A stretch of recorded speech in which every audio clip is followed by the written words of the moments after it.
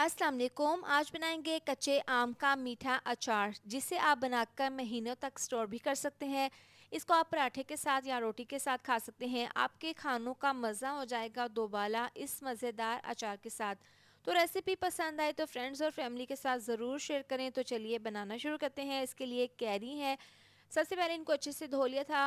अब इनके ऊपर से छिलका उतार लेने हैं। तमाम कैरी के ऊपर से छिलका उतार लेंगे। अभी ये कच्ची कैरियाँ हैं और इसमें जो इसके दरमियान में गुठली है वो भी सख्त नहीं है, बिल्कुल नरम सी है। तो अब यहाँ पर हमने क्या करना है, कटिंग बोर्ड के ऊपर रखकर गोल स्लाइस में इस तरीके से इसको काट लेना है। इसके बाद जो इसके अंदर नरम वाली गुठली होती है इसको निकाल लेंगे। अब यहाँ पर देखें, तमाम कैरी के ऊपर से छिलका उतार कर इसको मैंने गोल स्लाइस में काट लिया है। इसको बाउल में डाल देंगे और 2 कप इसके अंदर डाल देंगे चीनी।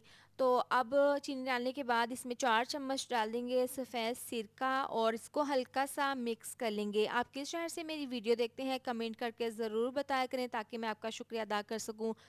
हल्का सा मिला देने के बाद अब इसको 30 मिनट के लिए कवर करके रेस्ट के लिए रखेंगे, ताकि चीनी अच्छे से मेल्ट हो जाए। अब खुशबूदार सा मसाला तैयार कर लेंगे। बाउल में डाल देंगे 10 अदद गोल सूखी मिर्चें, आधी चम्मच सौंफ, आधी चम्मच ज़ीरा और 1/4 चम्मच डाल देंगे इसमें मेथी दाना और 4 से 5 डाल देंगे साबुत काली मिर्चें। इसको हल्का सा पका लेंगे, ज़्यादा इसको डार्क नहीं करना। मिक्सी जार में इसका दरदरा सा पाउडर बनाकर तैयार कर लेंगे। पैन में अब देखें 30 मिनट के बाद ये डाल देंगे कच्ची कैरियाँ जो हमने गोल स्लाइस में काट कर रखी थी, और इसमें शीरा देखें चीनी अच्छे से मेल्ट हो गई है। और एक दफ़ा इसको मिक्स करते हुए स्लो आंच पर पकने के लिए रखेंगे और इसको कवर कर देंगे। तकरीबन 4 से 5 मिनट के लिए इसको दम वाली आंच पर पकने के लिए रखेंगे।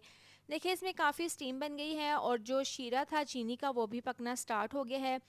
तो अब इसको हल्के हाथों से इस तरीके से चम्मच की मदद से इसको मिक्स कर लेंगे और इस तरह से मिला देने के बाद आपने इसको बिल्कुल स्लो आंच पर ही पकाना है, तेज़ आंच पर नहीं।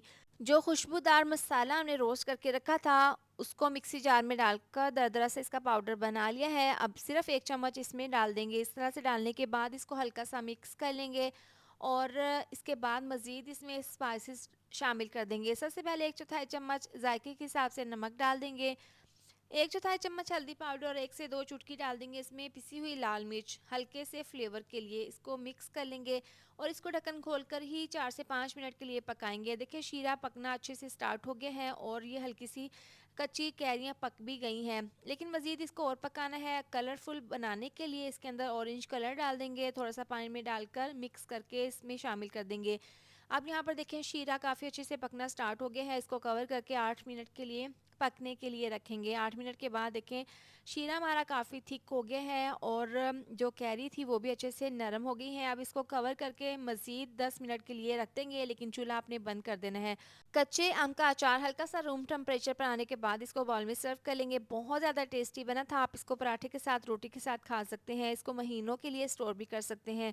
इसको ज़रूर बनाएं, आपको खाकर मज़ा आ जाएगा। इसके साथ ही वीडियो अच्छी लगी हो तो लाइक शेयर सब्सक्राइब कर दें। मिलते हैं नेक्स्ट वीडियो में। अपना बहुत सारा ख्याल रखें। अल्लाह हाफिज़।